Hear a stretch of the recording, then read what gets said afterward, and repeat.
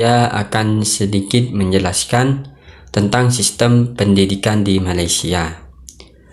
Pendidikan merupakan suatu usaha untuk mencapai tujuan pendidikan. Suatu usaha pendidikan yang menyangkut 3 unsur pokok, yaitu unsur masukan, unsur proses usaha itu sendiri, dan juga unsur hasil usaha. Dengan istilah lain dapat dikatakan bahwa sistem pendidikan merupakan perangkat sarana yang terdiri dari bagian-bagian yang saling berkaitan satu sama lain dalam rangka melaksanakan proses pembudayaan masyarakat yang menumbuhkan nilai-nilai yang sama dengan cita-cita yang diperjuangkan masyarakat itu sendiri. Menurut Prof. Dr. Andes A. Sigit, sebagaimana dikutip oleh Prof. Imam Bernadib, sistem pendidikan merupakan pendidikan yang terdiri dari segala sesuatu yang berhubungan dan saling membantu sama lain. Maka, dalam pengertian ini, jika kita pahami, sistem pendidikan adalah segala sesuatu yang terkait dalam sebuah pendidikan untuk menghasilkan tujuan pendidikan yang baik.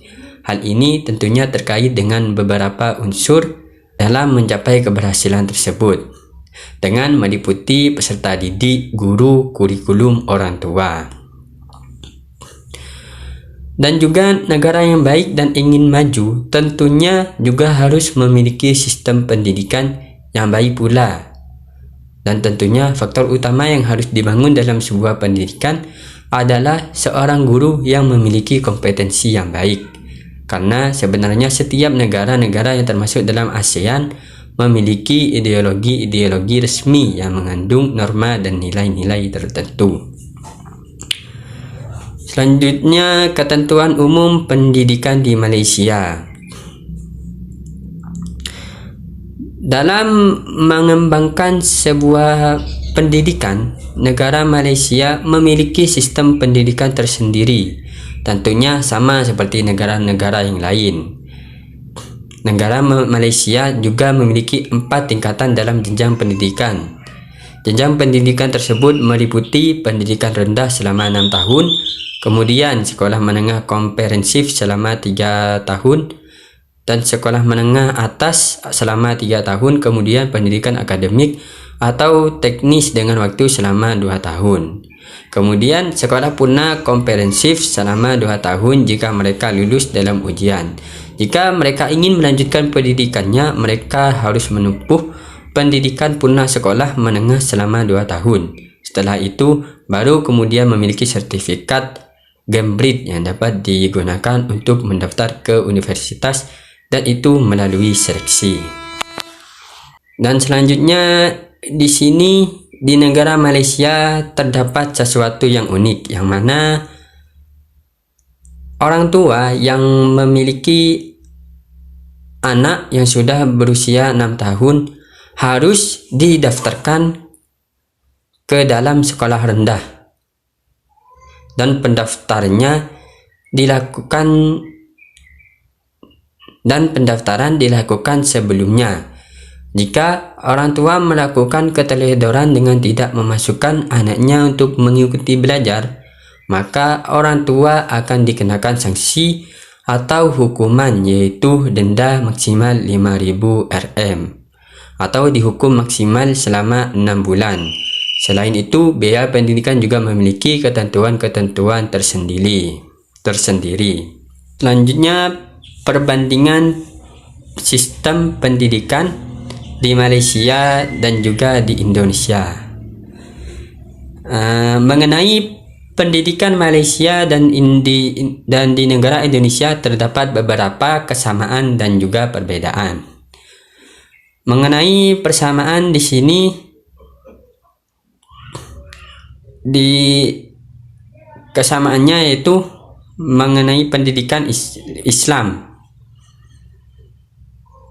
Baik Indonesia maupun Malaysia memiliki konsep yang sama, bahwa pendidikan Islam adalah proses pembinaan generasi muda dalam mentransfer pengetahuan dan nilai yang berdasarkan norma Islam yang bersumber dari Al-Quran dan Al-Hadis, untuk mengantarkan peserta didik agar semakin dekat dengan Sang Pencipta alam semesta, mencapai kebahagiaan dunia dan akhirat. Selanjutnya, masuknya Islam ke dua negara serumpun terjadi pada waktu yang bersamaan yang dibawa oleh para pedagang dari India Selatan melalui Malaka yang merupakan jalur perdagangan dunia yang cukup sibuk.